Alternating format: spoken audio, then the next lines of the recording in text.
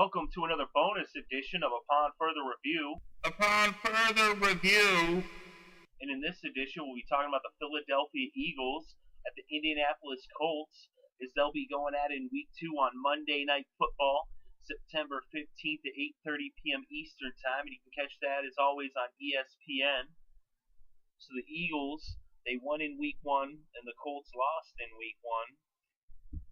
And the Colts, the problem they have is on their defense. They can score points, but can their defense hold the Eagles and stop them from scoring points? Because the Eagles, they did get off to a slow start in Week 1 against Jacksonville, but once they had let up those 17 points early on, they didn't let up any more points. They shut them down for the rest of the game, and then they went on to score 34 unanswered points. Is the Eagles' offense under Nick Foles, once he gets going, the Eagles rack up the points with no problem. And really, he had 322 yards in Week 1 as well as 2 touchdowns with some pretty good numbers. And of course, LaShawn McCoy, he had 74 yards on the ground.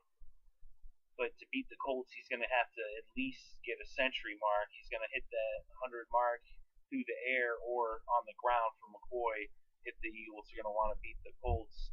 The Colts are going to put up big numbers. Macklin was 3 shy of the century mark against Jacksonville. He had 97. He's going to have to put up some good numbers again, too. If you look at the Colts, Andrew Luck threw for almost 400 yards in that loss. Of course, that was to Denver. And they fell behind quick as the Broncos put up 3 touchdowns in the first half. Of course, they made things interesting as Andrew Luck never gives up. This guy, he's really tenacious. He always plays 60 minutes, even when he makes mistakes. He doesn't let that get him down. He had those 2 interceptions, but he just kept going for it. 53 attempts. He throws a lot. That's the thing the Colts are missing, though, is that running game. They need Trent Richardson's to have better productions because he only had 20 yards against the Broncos. Of course, the Eagles are not quite the Broncos' defense, but I would have to give the Eagles the edge defensively over the Colts. But also, Reggie Wayne almost had 100 yards in Week 1. He had 98, so it was very similar to Macklin. He was just 2 yards shy, whereas Macklin was 3 yards shy of the century mark. So we should see a high-scoring game, is what I'm trying to say here. Because both these quarterbacks can put up big numbers. I said they both threw for over 300, 370 in Week 1 for Luck and 322 for Foles. I expect to see them do that again this week, put up 300 yards apiece each, maybe more. They're going to be airing it out.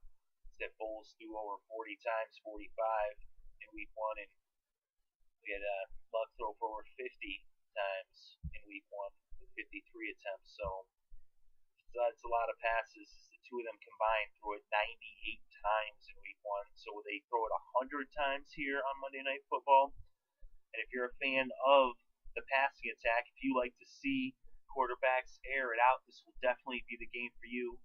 But LaShawn McCoy will bring some running into it. Of course, he is really good at catching the ball out of the backfield.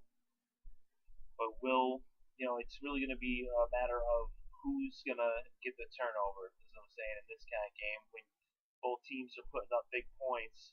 And really, Nick Foles doesn't turn the ball over much. He did throw that interception, and we'll see here in Week 2 if that becomes a trend. Is he actually was going for Peyton Manning's record last year, I believe, with most touchdowns thrown without an interception. He did fall shy of that, though, but he was going for it. He was putting up impressive numbers and taking care of the ball really well in 2013. He's going to have to get back to those 2013 ways if they want to win this game. Or if the Colts can manage to pick it off or even cause a fumble, that could be the difference as well.